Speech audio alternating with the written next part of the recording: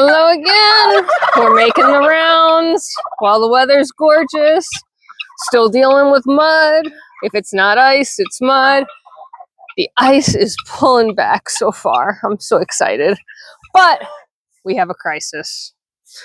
And it's a crisis that is making Farmhubby not a happy camper, to say the least.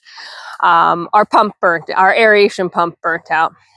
And that's a pretty serious problem. Okay. And I know we just did a pond talk, so I hopefully won't make this too long, although I tend to talk too much. I know, I get it. You can see, we've had some nice weather, so everything's pulling back really well. But with the aeration pump being down for the count for the last 24 hours, of course, on a weekend, of course,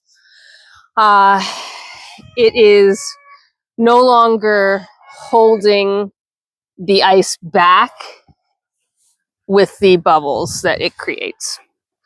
So the deep end has refrozen over. It's really thin. Let me see. I don't even want to get anything heavy because I'm lazy. It's really thin, right? But it's a layer of ice. Can the birds poke through it? Yes. Are they doing it? No, because they have all that open space over there. But if we don't fix this soon, we're going to get all this thick ice and won't be able to break through. And of course, it's a concern for the overall health and well-being of the pond. So yes, while, this little tiny thin layer of ice that formed overnight is not a huge deal, it is a signal of a huge deal to come, and it's a bummer. So tomorrow, during work hours, we'll contact the company. It's under warranty. My guess, if I had to guess, is that just the amount of ice that formed, and you had seen as, we were working through the winter here, the bubbles were working, but they were getting trapped under the ice. I'm guessing that created some sort of backward pressure. My guess, I'm not an expert, but that's my guess. And it blew out the pump. The pump just worked too hard. We'll get it replaced. It'll have to be shipped. So we're probably a few days to a week away from having this up and running. And temperatures are dropping again. We're lucky today that we've got beautiful sun and it's above freezing. So hopefully we'll get some continued melt. We had rain yesterday. That helped a little bit. It loosened everything up. But it could be a rough week if things start to solidify again and we don't have the help of our pump.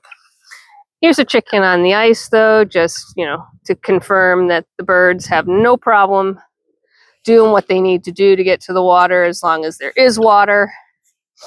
I think he's actually working some of the seed pods and stuff that have frozen in the ice over and are now starting to emerge as the ice melts. But all the birds are out and about. All the dogs are out and about. Our last couple of videos have been longer, so I'm going to keep this one shorter. But I did want to share our disaster update, our crisis update. Meanwhile, these jerks are still doing everything they can to make big, giant holes. You got to love them while you can.